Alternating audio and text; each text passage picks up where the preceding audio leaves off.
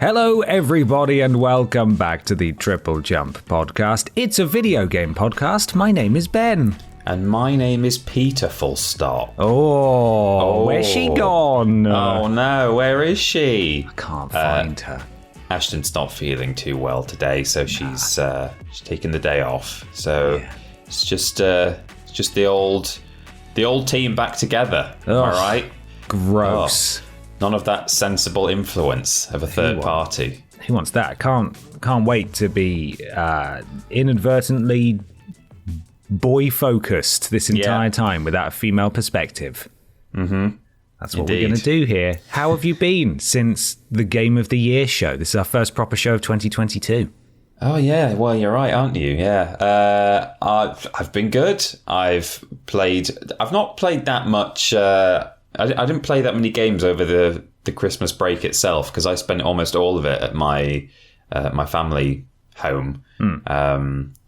But I've played some stuff since coming back. So nice. Yeah, there might be quite a lot for us collectively to get through on what we're playing. It's just as well Ashton's not here, I suppose. Oh, secretly, thank goodness, right? Yes. And now outwardly. I mean, we'll talk about it when we get to what we're playing. I played so much over the break that I've sort of just I don't think I can talk about it all, really. So I'm just going to focus on what I've played for the past week. But all the party games, basically, all of them, every single one of them in existence. One thing I was thinking about, actually, Peter, is that this is episode 149, and we didn't get to do episode 100 properly because we were working from home. And we're going to get to 150, and we're back at home, and we're not going to be able to celebrate again properly. That's right.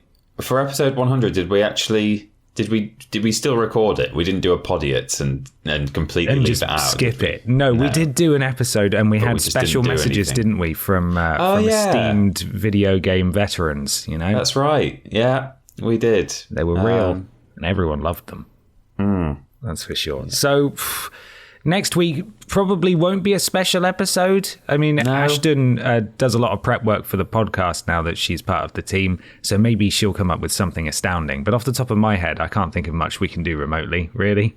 No, we'll just have to wait for episode 200. But, you know, the Zeta variant might have reared its head by then. I'm not ready for that. Well, this is our video game podcast. Each and every week we talk all about video games. That's right. That's what we do here. And also each and every week, we're sponsored by a very, very, very, very real video game adjacent sponsor. I have the ad read in front of me here. Are you ready? I'm so ready. So we've been sponsored this week by a television show, actually. And it's kind of weird. Maybe they're trying to break into the UK/European market. But it comes from an American mobile network, like mobile phone network. And they're launching a new kids' TV cooking competition early next month. There are a lot of things at play here. Yeah. I'm interested. Okay, here we go. You ready? Yeah. So this new television show, it's called Verizon Fork Children Best. I'll say that again for you. Right, yeah. Verizon Fork Children Best. Fork Children Best. Fork Children Best. So it's sort of like Verizon presents... Yeah. Fork Children Best. Because it's a competition, right? Do you see? I do. See? It's excellent. Fork Children Best. Verizon. Yes. Fork Children soon. Best. Yeah. Well, I mean, I'm so glad that that's a real thing. Yeah. Oh no, it's totally real. It's coming soon to streaming platforms. Maybe. And it's not real. I'm sorry. Okay. Oh. Sorry to get everyone's hopes up there about the Verizon Fork Children Best cooking competition TV show, but it's not real, actually. Sorry about that. I'll tell you what is real, though. Our wonderful patrons over at patreon.com/Team TripleJump. As little as $1 per month, you can submit questions to this show, take part in other things like our Game of the Year show, last week. All of that was Patreon voted, as in not our choices, but theirs. And you can get involved. You can get stuck in. Loads of other tiers available. All sorts of rewards. Do consider going and supporting us there if you can. There's another way you can support us as well. That's by heading to facebook.com/Team TripleJump and liking/following the page. It's really important that you do that. It will massively help us out financially and algorithm-wise. So please do genuinely do it. I know we've said it that much now that it's probably just white noise at this point. But if you haven't actually gone to our Facebook page and clicked follow, it will honestly be a huge help. So please do. It will. It genuinely will. And you've all done fantastically so far. When we first started promoting it, we were on like 2,500 likes. And now we're past 7. So we're getting there. We really are. And we're projected to hopefully get there sort of March, April time. Unless everybody steps up who hasn't already. It's free. It costs nothing. And you never have to interact with a single post we ever do there. In case you hadn't heard, basically when we get to 10,000, we can monetize our video content. We've got a lot of video content on YouTube that we can repurpose. It'll genuinely really, really help us out and help our business. And we will be able to pay James. At the time of recording, it's his birthday. And he's still without a paycheck. Sort of 3 years into working here, nearly 3 years working for TripleJump, and he's not been paid yet. So your birthday present, dear listener, to James Jenkins can be going and liking our Facebook page, or following it. Please do it. Okay. Well, shall we move on to our questions? Yes. This is from Lee, who says, Hey Abab, hope this new year treats you well. What's a weird genre mashup that you would like to see in games? Like a horror beat-em-up? Oh, thank you very much, Ma. Thank you, Ma. I struggled with this for a while because I was trying to think of stuff and I was like, I think that might have been done. Like, for example, I thought it might be fun to have like a rhythm action sort of adventure game, like a dungeon crawler, but that exists in Crypt of the Necrodancer. You know, I always thought that I'd kind of not trying to blow my own trumpet here, but I always thought that something like that would work quite well. And then that game came out because I used to play a lot of the roguelike Dungeons of Dreadmore, which every time you move like one tile or do an attack, then the rest of the world updates by one move. So it is kind of a turn-based thing, but it's, you know, you can just hold left or right and walk non-stop. And as you're doing it, like the world is constantly going like updating in the background with every tile that you move. And I remember thinking like, oh yeah, you could do that in a rhythm form. So there were a few things I was thinking of, and I kind of struggled for a while, but I quite like the idea of, it's a little bit, I know last year I talked a lot about playing Orcs Must Die. I got back on the Orcs wagon because the third one came out. And this is kind of similar to that, but I think a bit more in depth. I quite like the idea of a game, it's like a multiplayer game, and it's a top-down world builder thing. So you make something like, it's like Dungeon Keeper. So you build this entire level with traps and enemies and stuff. And then your opponent, your human opponent, then has to navigate through that in third-person hack and slash mode. Okay. You know, so I mean, it wouldn't surprise me if that already exists as well, but I'm not aware of a specific game in which you can do that. So you're kind of creating an entire level, including like building the corridors and the rooms and stuff, which you can't do in Orcs Must Die. In Orcs Must Die, you just place down, you know, arrow walls and stuff, but you build like entire mazes and things with traps and monsters and stuff like that. And then while they're moving through it, maybe there are things you can do from top down in real time as well. Like you can activate certain things, or, you know, use abilities, change the weather effects. So yeah, kind of a world builder versus just a third person kind of action adventure sort of thing. And literally versus in that sense, where one of you has one and one of you has the other. It would be kind of in a way like an asymmetric multiplayer game. Yeah, I think that could be fun. And I'm sure that probably exists. So if it does, let us know in the comments and I'll probably have a go. It's like when you create a theme park in those park builder games, and then you get to go into first person and walk around your park, except someone's trying to kill you. Yeah, it's just like that. And in those theme park games, you only get to go around your own theme park and just go, oh yeah, that's the thing that I made. Yeah, there's that other thing. Whereas there'll be all kinds of surprises around every corner. Yeah, so like a combination of a theme park builder and also that kind of rubbish multiplayer game that came with Resi 3, where one of you is in control of the sort of almost, what would you call it, an escape room almost? Yeah, that the other players I have never to be even going played through. that because I just heard how rubbish it was. It wasn't great. There was some nice ideas in there, but they could be done much better in what you're pitching. Yeah, I think so. What about you? Have you got an even better pitch? Oh, I don't know. I also struggled with this because you're right. There are some, especially in the indie space, pretty much every genre mashup imaginable has been done some to better effect than others. But what I would like is a comedy horror game or more comedy horror games. Okay, yeah. You sort of, I suppose you saw more of these coming out of Japan sort of during the 360 PS3 era, I would say, where it's very violent and gory, and there are, I suppose, horror elements, but the levity of the tone and the ridiculousness of it kind of took away the spook factor. Yeah. So what I'm pitching is a kind of mashup of the constant conversation and banter found in Guardians of the Galaxy with the abject horror of a Dead Space. So, oh my god, nothing too convoluted puzzle-wise, because I feel like that really sucks the momentum out of all the horror games I've ever played. And admittedly, I haven't played that many because they're not really my bag. But just enough spooks to keep me on my toes and enough chatter to make me feel safe and entertained at the same time. This is horrifying, but all the characters you're with are like, wow, this is horrifying, isn't it? God, so stupid. Hey, your hair looks dumb today. And then you have a choice and it's like, no, the hair doesn't look dumb. Or yes, the hair does look dumb. And if you say that, they won't save you from a saw trap later on, Yeah. Something like that. But, Until Dawn, but funny, almost. Right. Yeah, I like that. That sounds good. Years ago, I played the Deadpool game on Steam. Okay.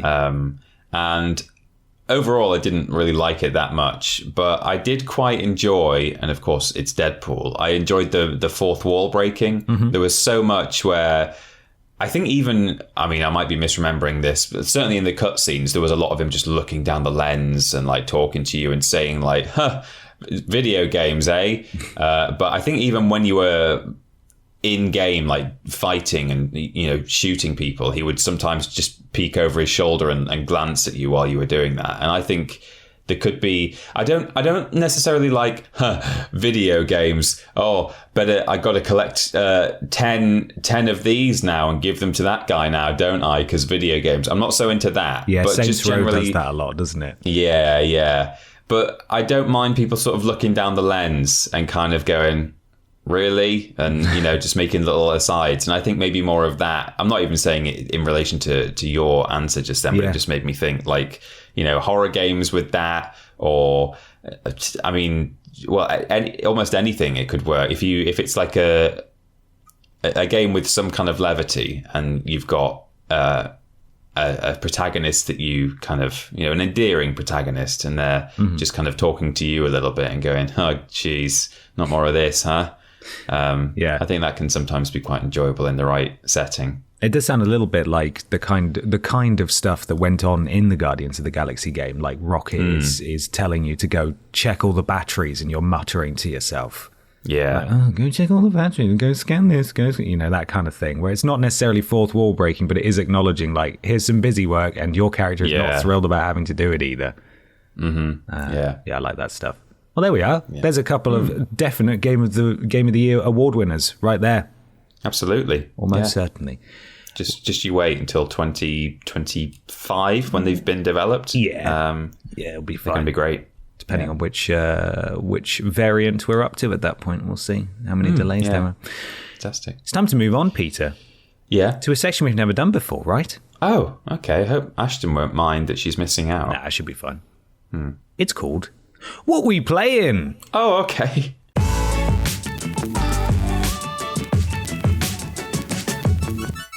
It's What We Playin' time. Time to talk about what we playin'. Peter Austin, what have you been playing? I did play one bit of party game family. In fact, I did two. I've just remembered. But the one I was thinking of was I was at the in-laws' house just before Christmas. I spent Christmas and some of the time after that at my family, but we were at the in-laws before, and they got a PS5 for Christmas. Oh. Wow! So they've got some kids who are a bit younger than me and my partner, and it was very exciting. What they did was his parents wrapped up a couple of PS5 games, and he opened them. And his dad said to him, "Now, I know you've been asking us all year if we can get one, and we've just not been able to find one. Those games are for when we can track one down, like next year or whatever. So, they're just kind of a preemptive present." And he was he was okay with it. He was like, "Oh, okay, no problem." And in the middle of the room, there was this big box. And I'd been told the day before, "Oh, wait until you see what we've got in for Christmas tomorrow." And I hadn't been told what it was.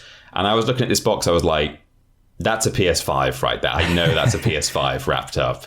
And it had a tag on that had that had his mum's name on it and not his. So he didn't even know it was for him. And then at the end, they were like, "Why don't you open that one? Like, we've all opened plenty of presents. You can open that, even though it's for your mum." It was a PS5 inside. Wow. What blood sacrifice did they do to get that? I don't know. They got lucky, I guess. And I think he bought it. I think it was secondhand, but new. It was like, I guess someone had flipped it. But it was not, seemingly not any more expensive than what you would pay just getting it from a retailer. So I don't know. They got lucky, certainly. Anyway, that's a little aside. With that, they got him a couple of PS5 games, but also... for the family, there was a copy of the PS4 game Hasbro Family Fun Pack. Oh, okay. We're talking digital Monopoly? We are. I don't know if it actually... I think it does have Monopoly. It's got Risk, Trivial Pursuit, and then I think the other one was Monopoly. So we ended up playing Trivial Pursuit, but it was actually quite good. I'm not a big fan of Trivial Pursuit, but there are all these different game modes and stuff, so it's not just the basic game. It was... all kinds of rule variants that you can do, and yeah, it was all right. Quite enjoyed it. It was a family experience. Nice. Then at my family's house, we played a little bit of Jackbox, which was as enjoyable as it always is. Although you have to maybe temper some of the things that you might have written amongst friends when mum and grandma are there. Have to behave. Yeah. I've been playing Guardians of the Galaxy. Since we last podcasted, since before, since 2021 ended, and I'm thoroughly enjoying that. I've not quite finished it, but we talked a lot about that on the Game of the Year podcast, so I've already really given my thoughts. But yeah, just enjoying the chatter and the just catching up with people on the ship. The one thing I'm not a big fan of is the combat. I kind of wish that I had more of a pivotal role rather than just commanding people who are way more powerful than me. But that's really my only gripe. It's a big old fun time. And I've also played a little bit more Crash Bandicoot 4 again. I think I said a couple of episodes ago that I just picked that up because it had been picked it up again because it had been a while since I played it. And I'm now reaching that point where it's getting hard again towards the end of the game, and I'm kind of like, oh yeah, this game is tough. I'm not enjoying it, but I'm just feeling like I've got a lot of other stuff that I need to work through on my PS5, so maybe I should just put this aside again now because it's just taking a lot of time, and I've already played it. I know what happens, so I might sort of leave that for a bit now. But I've enjoyed going back to that, and man, I love the soundtrack of that game. It's really good. Brilliant game. Nice. So that's mostly what I've been playing since 2 episodes ago. Lovely. How about you? Well, apart from all the party games, and I will shout out one actually, because I had a few people over for New Year's, which was lovely. And the smash hit was Stick Fight the game, which is really fun. It's available on PS4 now. I think it's on Switch. It's definitely been on PC for a while, I think. And it's just 4-player kind of chaos. You know, it's last person standing. It's super simple, so anyone can play. X to jump, and then one button to hit, and there's a button to block, although nobody ever blocks. You fall off the stage, you're out. You get knocked out, you're out. Every so often, a gun will drop in, but there's no violence, or in the sense that there's no gore or blood or anything like that. And then as soon as someone wins, the stage just rearranges itself and you're immediately on the next one. So it just keeps going for as long as you can be asked, basically. And, if you've got a few people there, you just pass the controller when you die or whatever. And it's just super fun, very, very stupid. And I would recommend it if you want to play it with people as a fun little party game. The main thing I've been playing the past week or so, firstly, Back 4 Blood. I finally jumped into the full game there, the Left 4 Dead spiritual successor.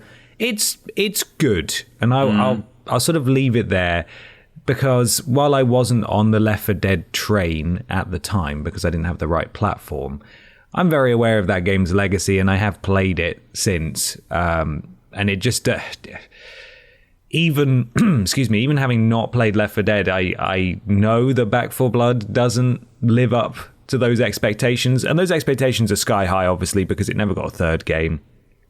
That being Left 4 Dead, and a lot of people wanted it to, even though it's the same developer. Yeah.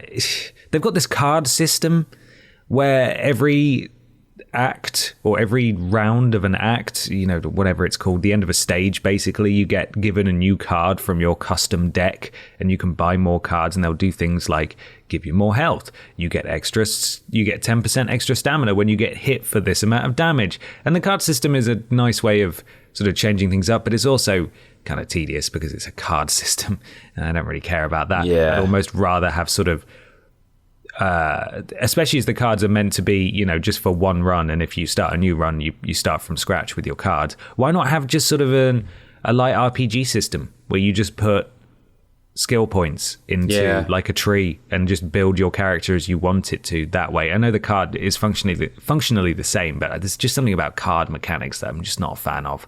And I think that's meant to be the big replayability factor as well, is that you want to go through with different decks and do it on different difficulties. But honestly, I'm 2/3 of the way through it now, having played it for a few nights this week, and I know that as soon as I finish it, it's a one and done game for me. I've been playing it with a friend, unless I can get more friends to play it with and play through it again with a full complement of my friends, it's just not something I think I'm ever going to go back to. And that's a real shame, because it looks the part. Some of the textures are a bit wonky, especially for a native PS5 version, supposedly. Yeah.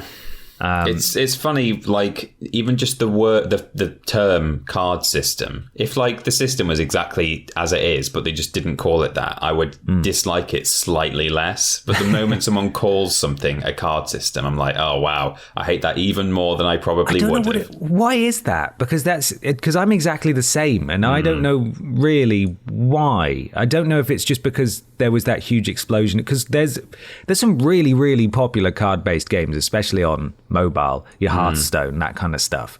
And those games are so not for me, and they're so popular that maybe there's an element of psychology almost, where it's just everything's guilty by association, like, oh, bloody card systems, boo. Well, it's like even unfair. In like Battlefront 2, which I have said many times now, I quite enjoyed, despite all of its controversy, the abilities that you had as heroes in that, when you're running around as a Jedi or whatever using the Force, they were called like star cards, and I don't know why put the word card in there. It just made them, it sort of tainted them and made them feel even worse than, again, like a worse system than it was. Like, they were just abilities. It was like press L1 to force choke, but no, press L1 to use your force choke star card, and then wait for it to just cool down. Like, I don't know why you would call it that. It just really puts me off. Yeah, it's weird. I understand how it works, and that's fine. And my custom deck is called Anton Deck, because, what else was I going to call it? But yeah, it's good fun, and I'm enjoying it, and I enjoy playing it. It does recycle a lot of the same locations. I will say that. I've been to the same location in 3 separate stages now, which is kind of a shame. But yeah, I'm enjoying it for the most part. Yeah, you buy more cards, but they're always in like a specific set, so it's almost like they've managed to include some kind of battle pass kind of thing, but they haven't, to be clear. But it works kind of the same, where you earn currency by finishing these missions, and then you can talk to someone in their camp, like your home base, and everything that you can unlock in a certain chain is it basically, if you want a skin for your character, you have to start spending your points to unlock characters, unlock stuff in a certain order. So it'll be like you need to start the camp. It's really hard to explain. The camp set, and the first one will cost 10, and it'll be a spray, an element that you can put on your graffiti that you can put down. Right, yeah. Then one will be maybe a weapon skin. One will be a card. And you have to unlock them in sequence. And the end one is usually the most expensive, and sometimes it will be a character skin. So you can't just outright buy the skins you want for the character that you like the most. And that seems like a missed opportunity there, because I'm having to pour all my points into things that I have no control over, really, which is kind of a shame as well. Again, it's meant to encourage that replayability, but really, I'm going to finish it and then never play again, which is a shame. But it's still fun, though, if you can get some friends together. Just while we're on the subject, I've been desperately Googling in the background there, because on Twitter recently, I saw that the developer for, I'm 99.5% sure it was Back 4 Blood. It may have been a different game, but the lead developer made this claim where, because of, it's not gone down super well. Certainly, like, the public perception, I think, of its success hasn't been that good. He tweeted saying, actually, looking at the stats, Back 4 Blood sold just as much as, and then it was some other, like, pretty successful game of 2021.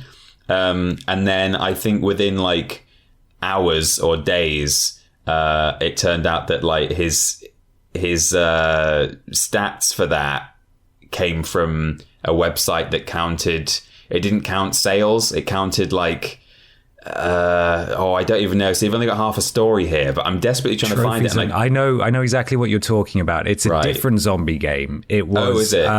It was Days Gone versus Ghost of Tsushima. Days Gone. Yeah. Yeah. Which is a weird news in and of itself. That game was done dirty as well, to be fair, but that guy has really been popping off on Twitter recently. Yeah, and it wasn't even counting sales, like this source that he had. It was something like counting active players, but again, that's kind of the same thing. But it was something like that. It was like trophies unlocked. Oh yeah, trophies unlocked, I think. And like based on that, he sort of extrapolated how many players there were or how successful the game was. And people were like, no. I'm afraid it's not as done as well as Ghost of Tsushima. So, yeah. No, you're right. It was Days Gone. There was a little bit of doubt in my mind that it was maybe a different zombie game. It. Yeah. No, well, there we are. I don't know how well this game's done. I hope it's done well. I just don't... Clearly, Turtle Rock Studios, the developer, maybe... I don't want to be rude, but like I just don't know if they're up to the task, really, because they did Left 4 Dead, and then they went and did Evolve, and that was not good. And then they went back to zombies, and it's as good as World War Z, which came out of left field from a completely different developer who'd never done this before. Yeah, and I don't know. Maybe a game like Left 4 Dead just doesn't work in this climate, or maybe it was the Valve oversight that made Left 4 Dead so special. I'm not entirely sure. They've just been purchased, haven't they, Turtle Rock? Have they? By Tencent. Oh, good. Okay. Gotta love that. Chinese communist money. More of it. Brilliant. It's quite a controversial company, Tencent. Yeah. Oh, dear. Yeah. Well, there we are. That's Back 4 Blood. The other game, very quickly, is The Medium. Which of course was a launch game for the Xbox Series and is now on PS5. I played it on Game Pass, and God, why are these guys always so negative? I didn't like it at all. I thought it was really sort of ropey and cheap and went on way too long. The story was convoluted and strange. It didn't control well. It doesn't even look that good, really. I am absolutely astonished, shocked, and a little bit frightened that seemingly, based on things that were coming out a few months ago, Bloober Team, the developer, have been handed the keys maybe to Silent Hill, which is shocking to me, because as in my limited experience with them, I've not played Layers of Fear, which by all accounts is pretty good. I don't think I don't think they've made a fantastic game. I am shocked that they would be given the keys to such an iconic franchise, potentially. I just think it's astonishing. I was so underwhelmed by the medium that I just don't think it's a good idea to give this team anything other than their own IP. I don't know why you would. Why would you do it?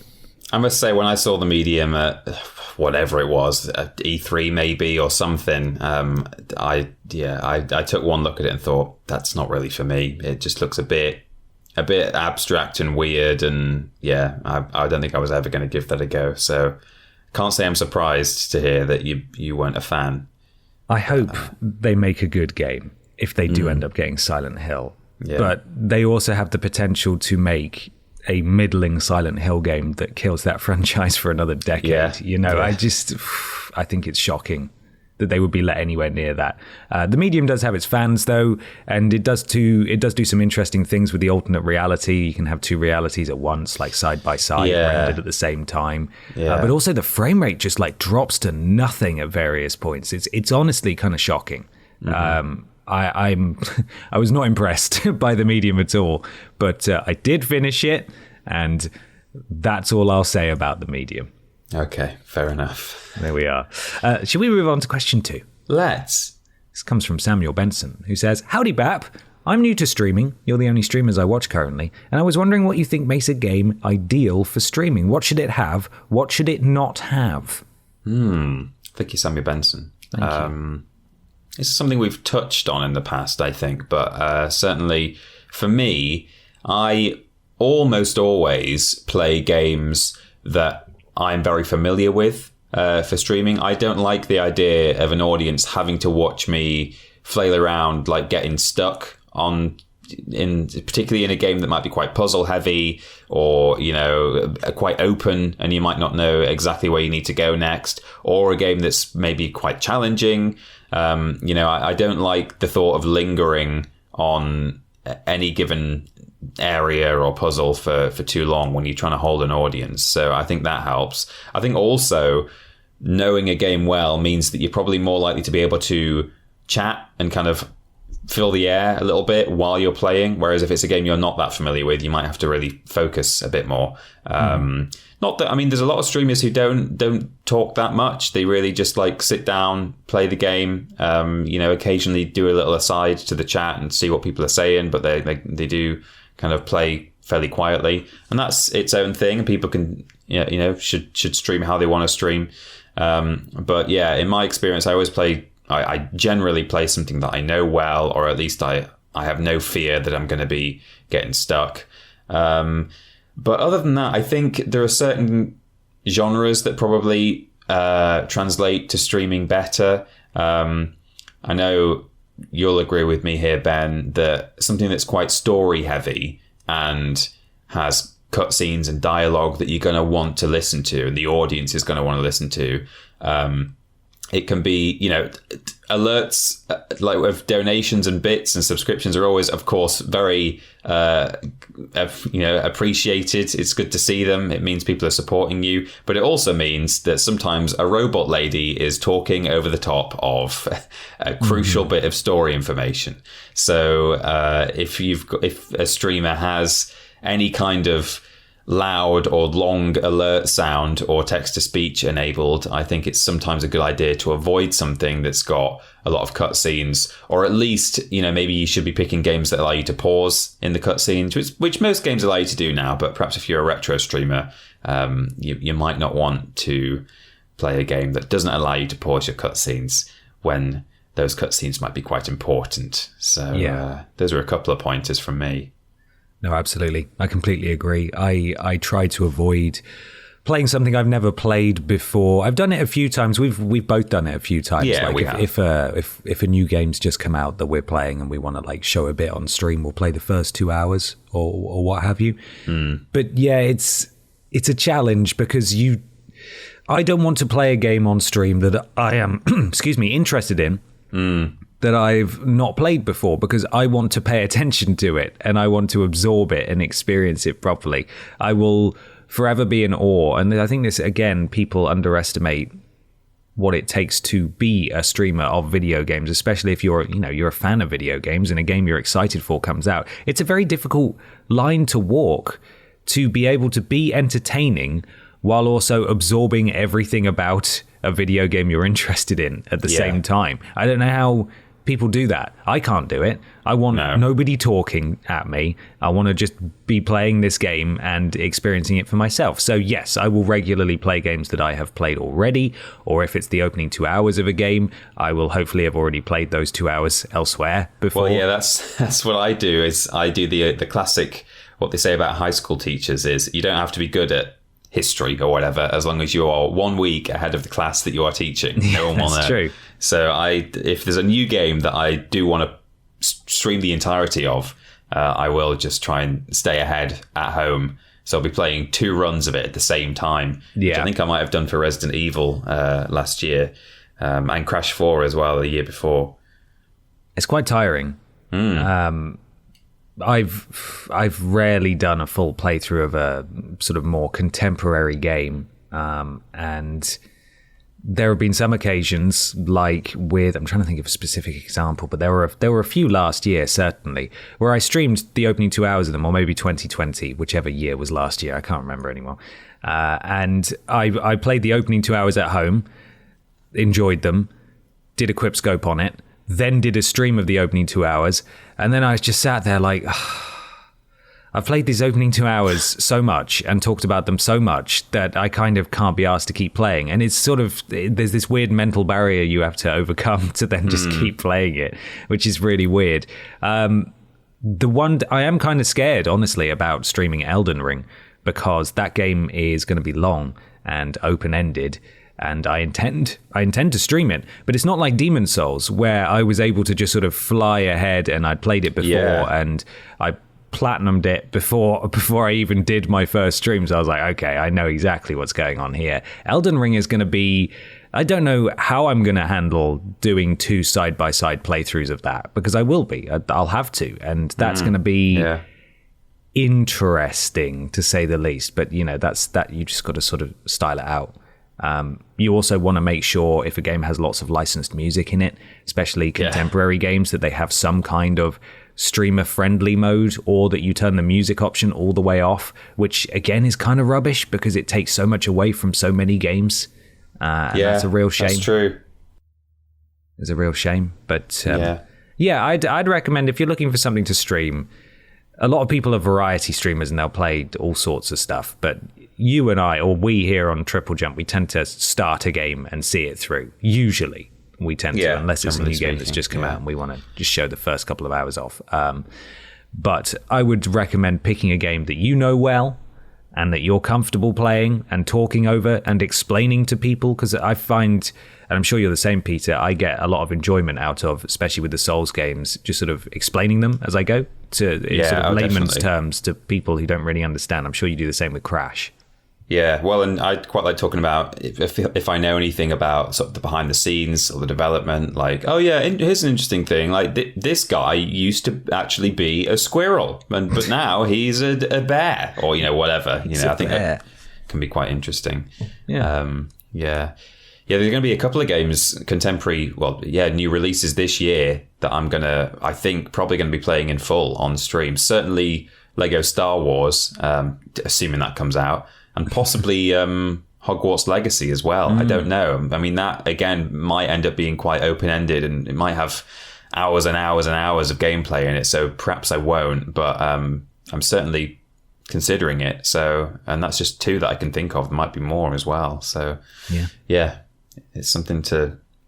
Yeah, you have to, it can be a bit overwhelming, or you can get a bit overfaced playing 2 runs of it side by side. Yep, you can. Best of luck with your streaming adventures, though, Samuel. Yeah, all the best, Samuel. Thank you for the question. Well, it's time to move on to something a little strange, Peter. It is. I'm just going to reach over here and fetch the strange thing. Yes, indeed. It's strange. It's unusual. It's odd. It's weird. It's weird news. Time for weird news.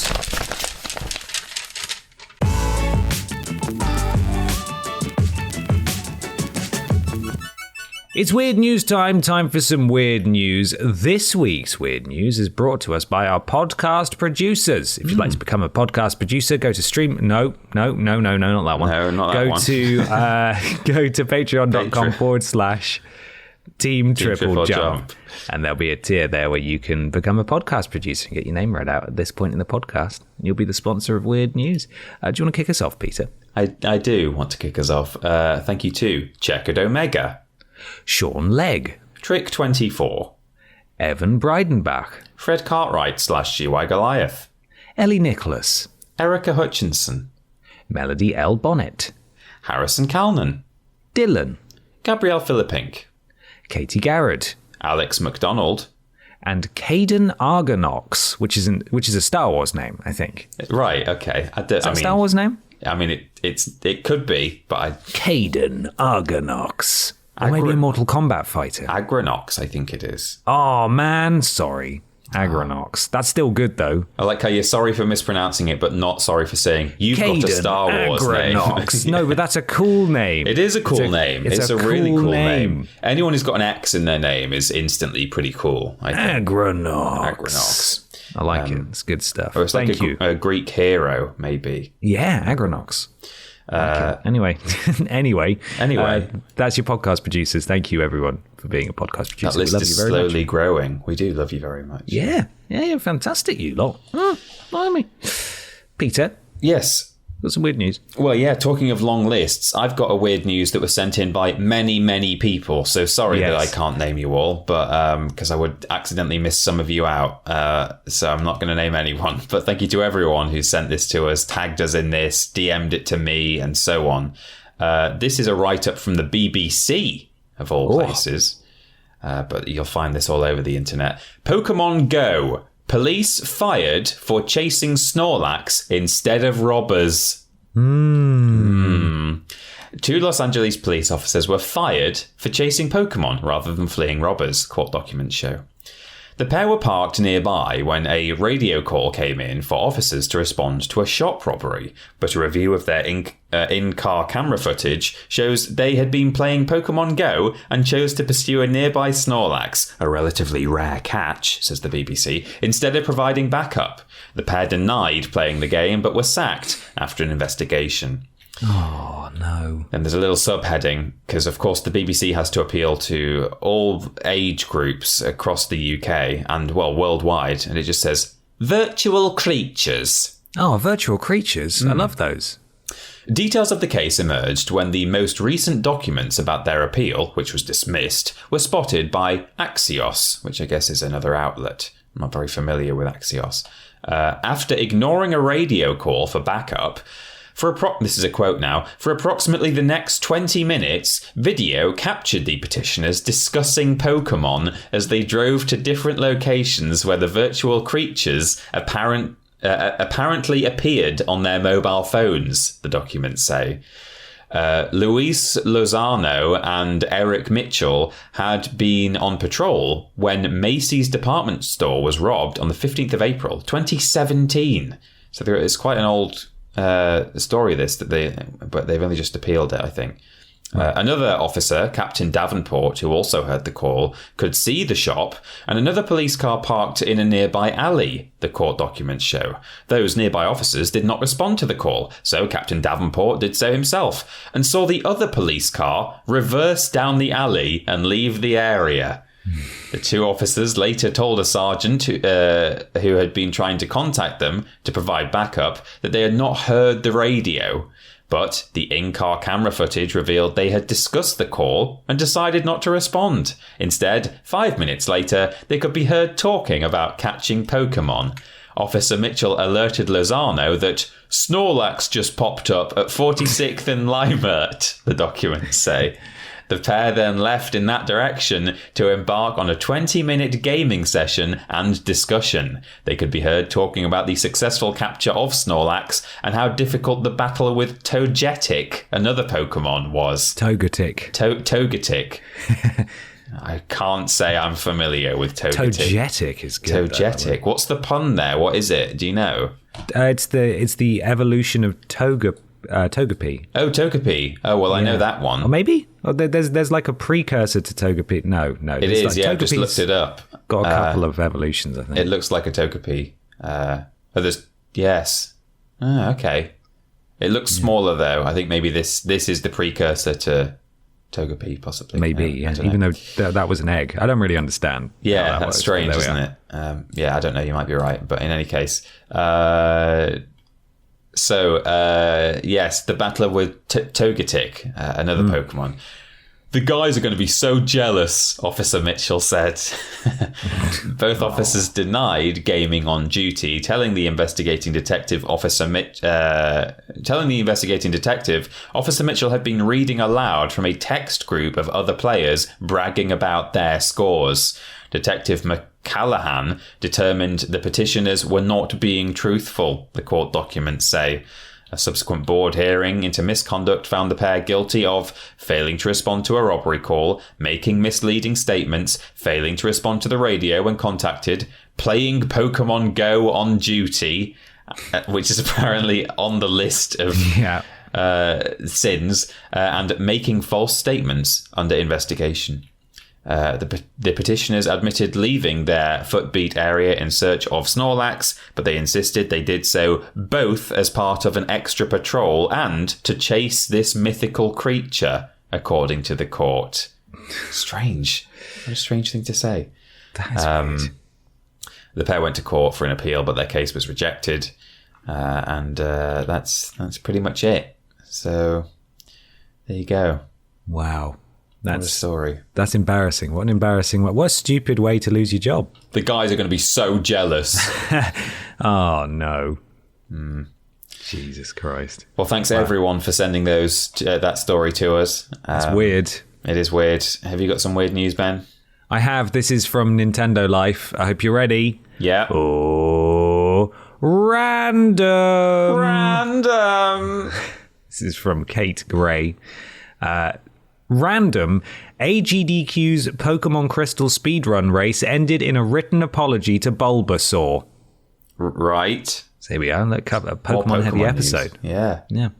Awesome Games Done Quick, the yearly speedrunning stream, is currently happening on Twitch. They're even on track to raise over $3 million, perhaps even approaching 2020's record of $3.13 million for the Prevent Cancer Foundation. We've already seen speedruns of Mega Man 2, Chicory: A Colorful Tale, and Sonic Adventure DX Director's Cut, but arguably the highlight today could have been the three-way Pokemon Crystal race that's also a key item randomizer run. What does that mean? Well, Kaiseron, Shenanigans, and 360 Chrism all try to beat the game. The main requirement is to beat Red, who is not the game Pokemon Red, but actually there's a player in it called Red, but with all key items like the bike, fishing rods, and SS Ticket have been shuffled. That makes it quite hard to complete the game in order because several locations will require specific key items to access. When the run was about 2/3 of the way through, Shenanigans was in the lead, gym badge-wise, but then he made the mistake of bad-mouthing Bulbasaur, because apparently choosing Bulbasaur as a starter makes your speedrun significantly slower than the other two starters.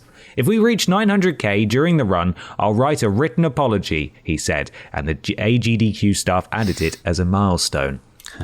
An hour later, Kaiseron won the race, beating the game in 2 hours, 12 minutes and 39 seconds. 360 Chrism came second with a time of 2 hours, 17:04. And then, the chat came third, reaching that 900,000 milestone before Shenanigans was able to finish, making him fourth place in a 3-player race. Ouch. So now he has to apologize to Bulbasaur in writing. Serves him right. As yet, we haven't had the written apology, by the way, but there we are. AGDQ, a very good thing. And someone's got to apologize to Bulbasaur because he's too slow, apparently. Oh, well, I kind of wonder why he picked him. Maybe they all had to pick a different starter or something. Maybe. Or maybe the starters are randomized as well. Yes, that could be it. But they also do a lot of donation-based goal things, don't they? So it could be donate this much before the stream, and this guy will play as Bulbasaur or whatever. Yeah. There we are. I've not watched any yet. I've been looking forward to it. It kind of creeps up on you, I think, that AGDQ and SGDQ, people just sort of tell me like, oh, did you know that starts next weekend? I'm like, oh, no, I didn't, but that's great. So I'll be heading to the YouTube channel kind of in my evenings this week and just watching the VODs, I think. Let's move on to another question. Question 3 comes from Stephen Norrie. Thank you, Stephen. Well, I thanked you before reading it. It could be a really rubbish question. With AGDQ currently running, what is your opinion of speedrunning? Is it a worthwhile endeavour that you'd like to get involved in, or is it a weird curio that you can't get your head around even trying? Also, what types of speedrunning, if any, appeal to you most? Glitch-driven, boundary-breaking extravaganzas, or just really tight gameplay within the developer-defined confines?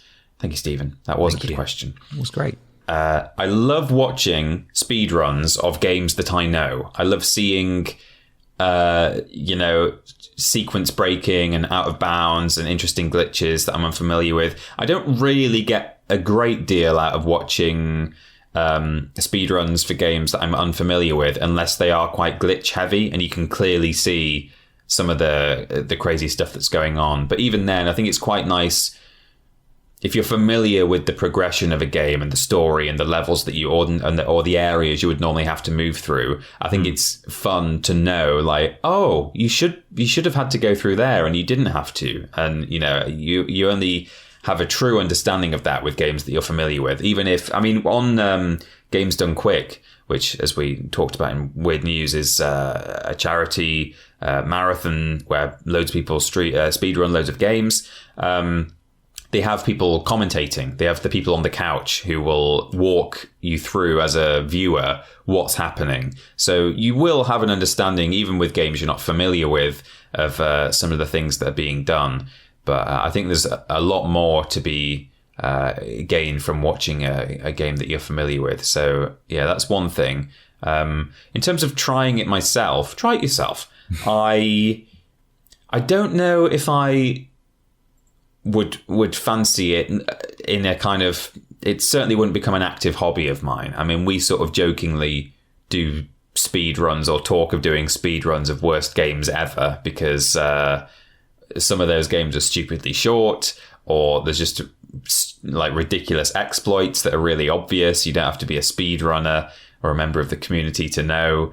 So, in that sense, we sort of jokingly talk about speedrunning. But in terms of taking it seriously and sitting down and learning lots of tricks and stuff, I don't know if I have the patience. And I think I just enjoy it far more as a spectator sport. I think if I did sit down and really force myself to learn a certain game, I think I would, pick it up and might be okay at it. But I'd certainly just prefer to watch it. And I've said before as well that I think we've been asked in the past what games we would speedrun if we had to. If someone said, you've got to learn to speedrun a game, what will you do? The one thing I would never do is learn to speedrun a game that is very dear to me. That actually seems perhaps like a good one to choose because you're going to be playing a lot of it over and over again. So it has to be something you enjoy, and it ought to be something you're already familiar with mechanically, because then you might be able to pick up some of the tricks better and so on and so forth. But I think it would have a negative effect on how much you enjoy that game. I think you would just get sick of it. You would you would become overly familiar with, the example I always give is Spyro 1, which is a game that has a really fun speedrun and I love watching it. But I know that part of that speedrun is knowing the location of every single gem. And I still don't know the exact location of every single gem. And so I still play through Spyro 1 in a fairly kind of natural way where I'm just like, oh yeah, there's probably some over here, and I think there might be some this way.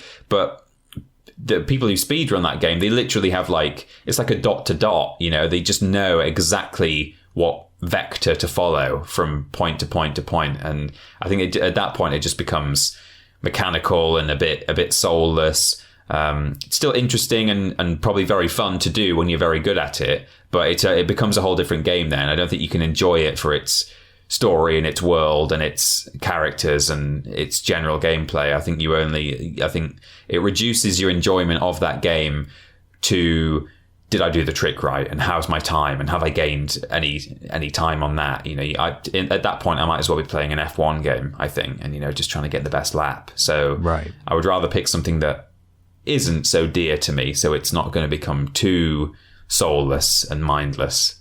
What about you, Ben? Have you ever thought about speedrunning?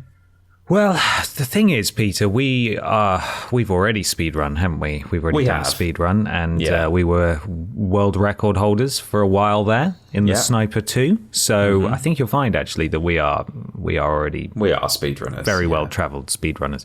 I love watching speedruns though, especially when the runner is explaining what they're doing, and I think GDQ and AGDQ are especially good for that, not only because they have a team of people with them that can provide additional context, but also they have to behave themselves.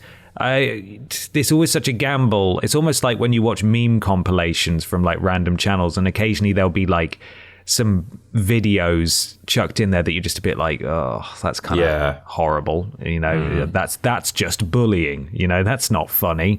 And so sometimes I'll find a speedrun, and the person speedrunning it is just like kind of a dick. Yeah. And like they're doing commentary and you're just like, this is really putting me off.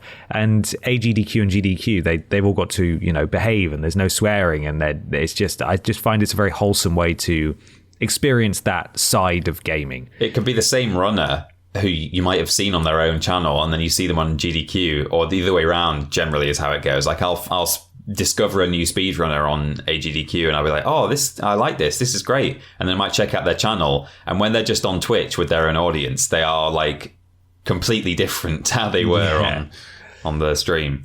Yeah, absolutely. It's definitely not something that I can dedicate the time to. Even the idea of replaying the same game endlessly makes me feel a bit sick. Yeah. Just because I barely have enough time to play all the games I want to play anyway. If I were just to obsessively play Shrek Treasure Hunt, you know, to get the best times, I think I'd go insane. I think I'd actually go mad. So I can't, no, absolutely not. But in terms of the ones that I like watching, it's got to be a game that I enjoy. I love a good Soulsborne speedrun. I love a Pokemon speedrun. I really enjoyed watching Deathloop being absolutely destroyed over the weekend. Yeah, I've watched Hello Brain. What was the Dishonored? I've watched Dishonored speedruns before, and they're fantastic to watch. Yeah. Deathloop especially, because there's so many things that you have to go through, so many cycles to unlock just as part of the, you know, the game's natural progression, that seeing them be able to clip through walls and access and interact with things that they shouldn't be able to access until much later, which then skips them ahead huge portions of the game, is super impressive. Like, it's really interesting. I think they ended up beating that game in like 28 minutes or something stupid like that. It's insane. And it's always really fascinating, not only to see, hey, it's actually faster to constantly slide everywhere, or hey, it's actually faster to jump forwards but at sort of a 45-degree angle. But also, you know, the actual massive great big skips where you just cut out huge chunks of the game. Like, it's always very, very interesting. I find it fascinating, personally, but no, I'd never do it. The Halo 3 speedrun is pretty good, because that game engine really has some quite interesting physics and momentum stuff. You can really like build up, and Master Chief can take quite a beating, especially if you pick up overshields and stuff like that. So they do some really fun stuff where they're using like vehicles, like going full whack and like slamming into things, or they're using grenades and rockets and gravity hammers and launching themselves over walls they shouldn't be able to get to. That's super fun, because it's quite some interesting physics in that engine. But you talk about the fastest way to move. You know, I in terms of listing games that I like to watch, I really like old PS1 games. Obviously, I like watching my Spyros and my Crashes and 3D platformers like that. But I would never even bother trying to speedrun certainly Crash 3, and I think 2, and possibly even Crash 1. I don't know if it applies for Crash 1. But the fastest way to move in that game is called zigzagging, and it's something that occurs quite often in 3D platformers of that era, where if you're moving, basically if you've got two directions pressed down on the D-pad rather than one, if you're going at a diagonal, you're moving slightly faster. So zigzagging in Crash Bandicoot is running forwards and jumping, but while you're in the air, you're holding down forwards, and then with forward still held down, you're quickly going left, right, left, right, left, right, left, just over and over again, left, right. And his character model is like wiggling constantly forwards. And imagine just doing that for an hour, just wiggling your thumb kind of over the D-pad, left and right, while holding down forward the whole time. I can't begin to just imagine doing that for that long. It sounds horrendous. So it really does. Yeah. It's very impressive, though. And you should all go check out the YouTube channel for Games Done Quick if the streams have indeed ended by that point. I think they will go through this week, maybe. I'm not entirely sure. But certainly go check them out. There'll be loads of VODs up of some really interesting speedruns. So. And maybe support the charity. Absolutely, go support the charity. It's a great cause. Yeah. Shall we move on to something huge? Huge. Let's say the big discussion.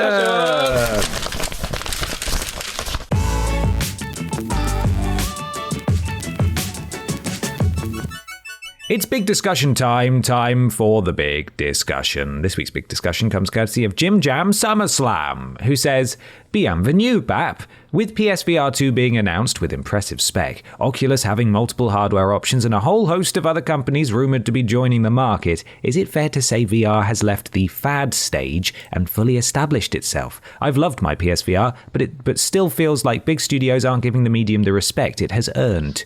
Many thankfuls for all the great content, you lovely bunch. It's a shame Ashton's not here for this, actually, because she's played quite a bit of VR on PC. She was a big fan of, what's it called? Half-Life Alyx, that's the one. She was, Whereas you and I have a little bit more limited experience. But what do you think, Peter? I don't think it's enough to say that it's now left the fad stage. I think it's good that, it's sort of... people are still giving it developers, I should say, are giving it another go, hardware wise, and saying, PSVR 2 and, Oculus is still ticking over. That's all good news, for the medium.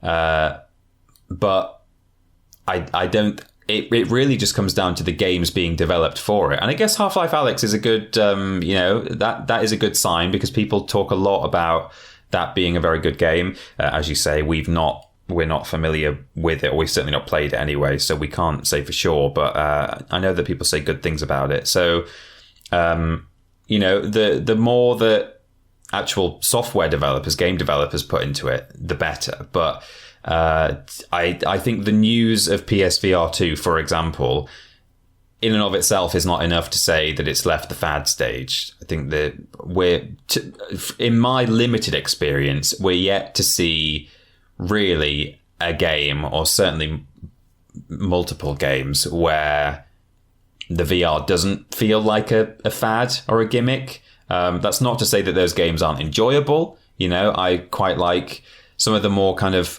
experience-based ones where, you are Batman. The Batman game, for example, it wasn't hugely complex or interesting or mind-blowing, but it's just, but I am Batman, so that's it. That's all that matters. Hello, I am Batman. And, even the Shark Tank and things like that, and walking the plank on the building, which you sometimes see set up in like shopping centres and stuff. Yes. Things like that. They're good. They're interesting. I like them. I enjoy them, but they're not, they're not beyond the fad stage, certainly. And until I see, or we see, some more substantial games, I think it's difficult to say whether we've left that whole area. But that being said, it's a difficult bit of kit to develop for. It's very hard to come up with a decent movement system. In terms of walking around a 3D space, it's difficult even just to come up with ways to aim or turn your head. Like the Resident Evil 7 VR had a kind of a strange right stick mechanic, if you can call it that, where you could turn in like sort of 10-degree chunks if you wanted to. Like it would flick round at kind of hours of the clock or something.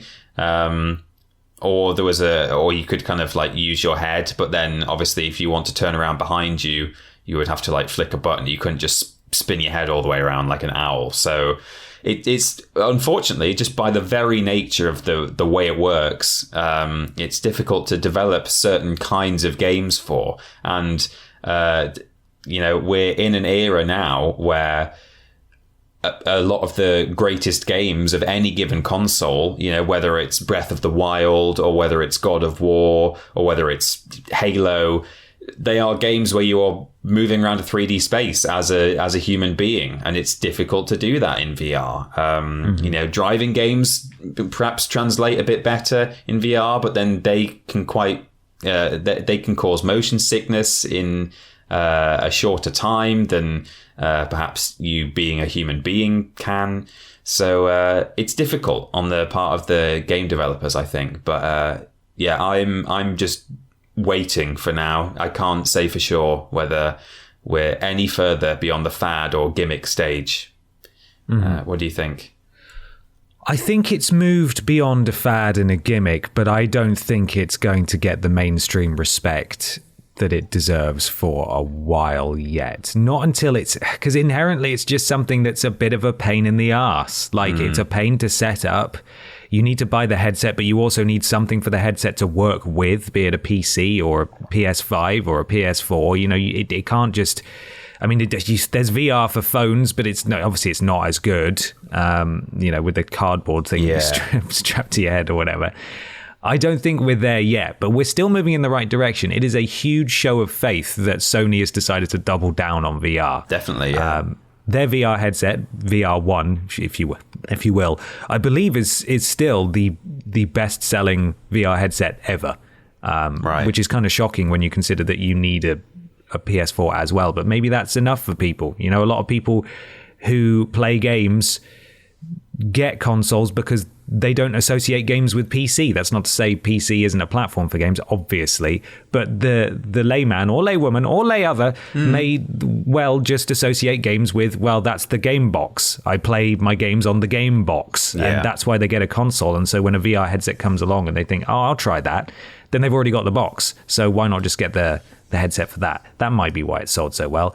I have had a PSVR since launch, and I played it a lot when it came out, and I put it away when I moved back up to Newcastle at the beginning of 2019, and it is still in its box. And I have...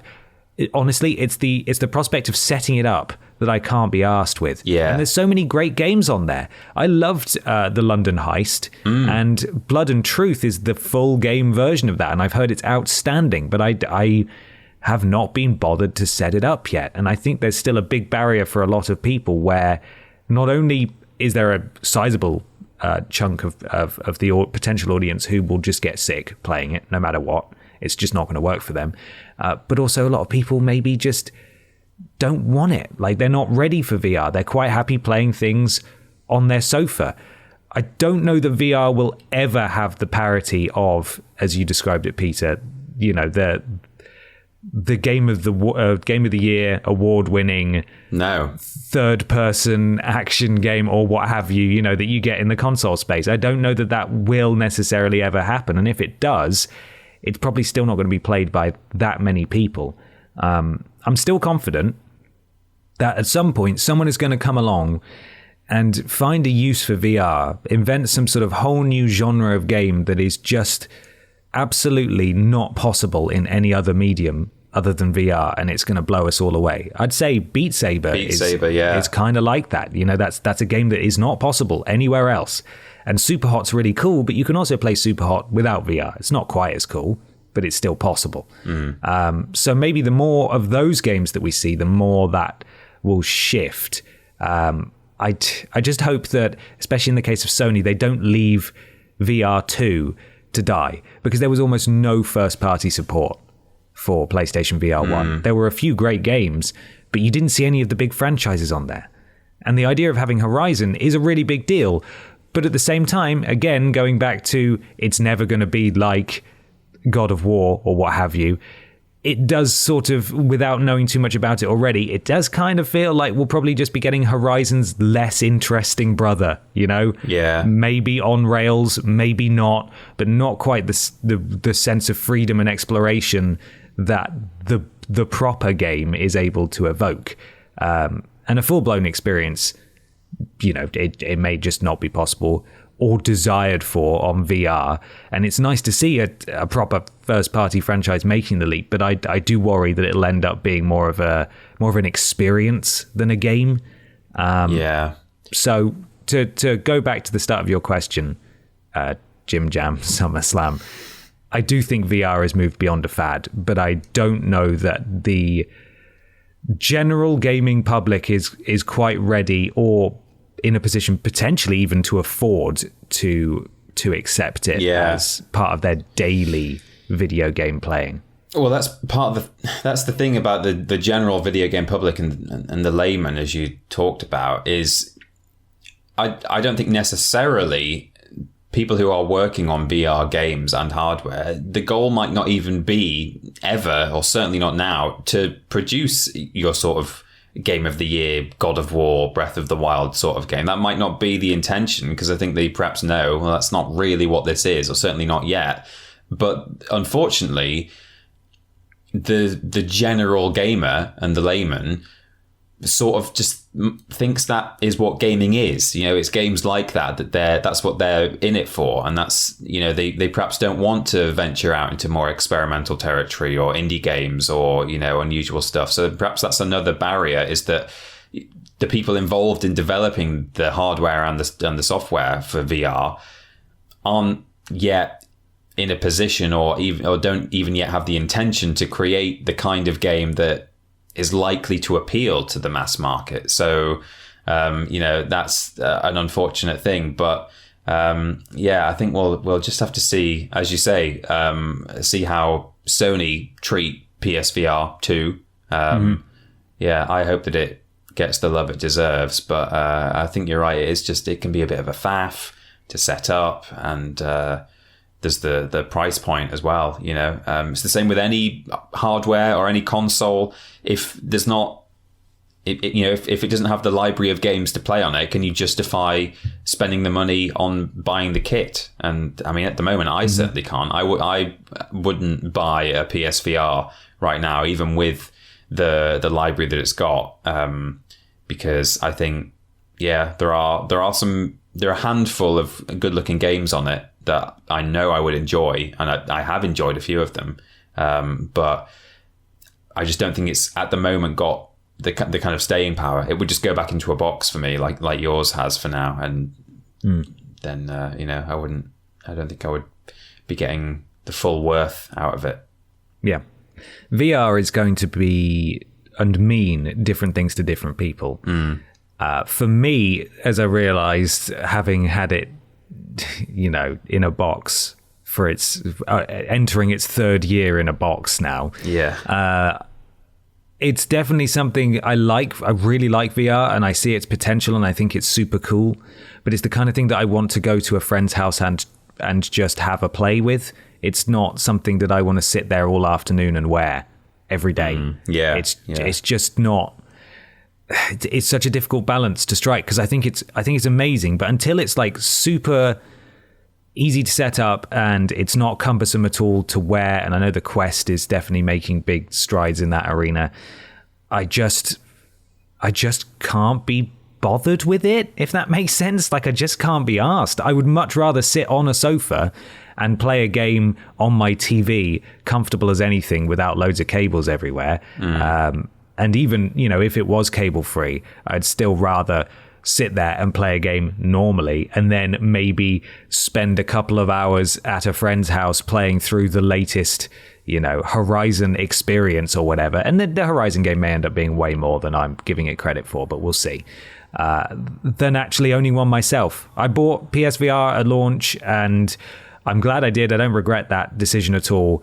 But PSVR 2 is going to have to really, really do the hard sell to get me on board this time, even though, as Jim Jam points out, the specs look really, really nice. They do, yeah. I think what says it all for me is that if I had, and this is not taking into account the cost because this is ridiculous, but if I had a 360-degree treadmill, or if everyone did, if that was part of the whole package, and we put the price to one side for now, and companies were able to develop games where you can just run around in a world in VR, that would be a literal game changer for me. I think I'd be far more interested. But I think just both the sensation as a player of knowing that you're kind of limited, you don't want to move around too much, and whoops, don't trip over the coffee table, or which hopefully you've moved out of the way. And then also the limitation on the part of the developer to think, well, we can't do this idea or that idea because we've got this player kind of pinned in one area, or we'd have to come up with an interesting movement mechanic where they're not moving their bodies. I think those two things combined are a huge kind of barrier at this point for creating perhaps the kind of games that I would be interested in playing in VR, and perhaps a lot of other people in the general market as well. But, also who the hell can afford to have a 360-degree treadmill in their house? Not me. And also, would you want to come home from work and do that? Would you not want to just sit down? And again, would it not be sort of like an oddity, something that you would go somewhere for? Like, I booked in for 3 hours to have a go on this cool treadmill thing. I don't know if I want that in my living room, and I certainly don't know that I want to finish a day of work and then run around in VR, I think I'm the other way around. I think the worst thing for me would be having it in my living room. Right. This massive thing. So again, I'm not only am I putting price aside, but I'm putting aside the fact that, you would have a monolith in your lounge. But what I wouldn't mind doing is playing a game like that. If it was like a proper, a sort of AAA or AA style game where it's kind of the same sorts of experiences as what we're getting currently on PS5, but you've got a headset on and you're running around. The way you move your character is by running around on this thing. I think I'd be really up for that. I'm sure some days I wouldn't want to come home and start physically running around, but I just really like the idea of, I think it's the immersion, really. I think that would just completely up the immersion factor for me, is just being able to move around that world in that way, rather than flicking thumbsticks in my hand, even though my head and my eyes are in that world, but my feet aren't, and my hands are controlling my feet. I think it's just, there's a strange disconnect there that that's why it still feels like a fad or a gimmick to me. It just doesn't quite deliver the experience that it wants to deliver, because you don't really feel like you are in a virtual reality in the truest sense. It's certainly a good experience, don't get me wrong, but I guess what I'm saying is I want a Star Trek holodeck in my house. That's what I want. Yeah, we all want that. Yeah. That would be good. Well, there we are. Let us know what you think of VR and the future of it and all the other things that we've spoken about this week. And you can do that in a variety of ways. Peter's going to tell you where to find us and how to interact with us. Indeed, you can head to youtube.com and twitch.tv/Team TripleJump to see all of our video content and our live streams. If you've got Amazon Prime, you get a Twitch sub with that, did you know? So you can spend that on us. It won't cost you anything extra, but you'll get all the usual benefits. When we're streaming on both Twitch and YouTube, we're modded by Lord Brotovich, Trialing Badger, and Mr. Black. We have social media over at twitter.com and facebook.com/Team TripleJump. Thank you to Fraser for looking after both of those. We've got video announcements on both, and occasional Facebook lives on Facebook. We've not done one for a while, but hopefully we'll do. I keep meaning to tell Fraser we should do one at some point, but yes. Anyway. Patreon.com/Team TripleJump is where you can go to look at all of our Patreon rewards. And we have got a website, triplej.mup. That's triplejU.mp. You can go to triplej.mup/Discord, where we are modded by Jack, Joe, Tori, and Hollow Eyes. TripleJ.mup/podcast will take you directly to an audio version of the podcast if you're watching on YouTube right now. If you want to see our live stream VODs, you can go to TripleJ.mup/VODs. That'll take you to our YouTube channel where we have the VODs uploaded. And finally, TripleJumpShop.com is where you can have a look at all of our merch. And you can follow at TripleJumpShop on Twitter to get the latest announcements pertaining to new merch drops. You can follow Peter and Ashton on Instagram and Twitter at that Peter Austin and at Scrambled Ashton, and myself just on Twitter at confused_dude. We do lists every Monday, Tuesday, Wednesday, and Thursday. Streams every Monday, Tuesday, Wednesday, Thursday, Friday. Thursday being the joint streams. Blaze it. On YouTube, Monday to Friday, the other weekdays being solo streams on Twitch. Worst Games Ever is fortnightly, Friday for patrons of a certain tier, Sunday for everyone else. The podcast's every Saturday. We do shows all the bloody time. Go check them out. Yeah. Why not leave a 5-star review on iTunes or your platform of choice? It helps something to do with Al Gore's rhythms. Facebook.com/Team TripleJump. Obviously, please go and follow that. We'd really, really, really appreciate it. There's a new episode of Weirdest Games Ever this week. There is, yeah. If you are a member of our $5 Patreon tier, you will have already seen it. But for everyone else, you will see it on YouTube on Sunday. It's, I think I can say what it is. It's A Dog's Life. So that's coming tomorrow. In fact, it's just called Dog's Life, I think, not A Dog's Life. Dog's Life. Boy, it's a weird game. We were aware of it. Well, we've been aware of it for a long time. It's got a good speed run, by the way, and they speed ran it a long time ago on Games Done Quick. So if you look back on their channel or search their channel, you'll find an interesting speed run. But yeah, interesting game, very weird. And we had a very unusual glitch happen as well. Yes, we did. Definitely an emulator quirk. Yeah. Also, Ben... yes, I made a note of this on my end as well. Okay. We are hiring freelance a new video editor. So you can head to TripleJ.mup to look at that. It's probably TripleJ.mup/careers or something, but I think Adam is currently rebuilding the careers page, so don't quote me on that, but just head to the website and it will be navigable there. And I'm sure we'll have tweeted about it as well, so you'll be able to find it somewhere. But yeah, we're hiring a freelance video editor. You can work from wherever you are, so that's a remote position. Yeah, get in touch if you're interested. Absolutely, get involved. We need some lists editing, and if you think you're up to the task, get in touch. Get in touch. Finally, it's episode 150 next week. Don't know if we'll do anything special, but the fact we made it to 150 is quite impressive. So thank you, everybody, for all of your support over the past 149 episodes, this one included, obviously. And there we are. It's just time. It is just time. It is. To read the sponsor once again before we say goodbye. And that is, of course, Verizon Fork Children Best. Indeed. Verizon Fork Children Best. Fork Children Best. Yes, that works, I think. I think it does too. I'm pretty impressed by that. Cool. All right, well, we're going to go now. Look after yourselves, everybody. We'll catch you next week. Bye. Bye-bye.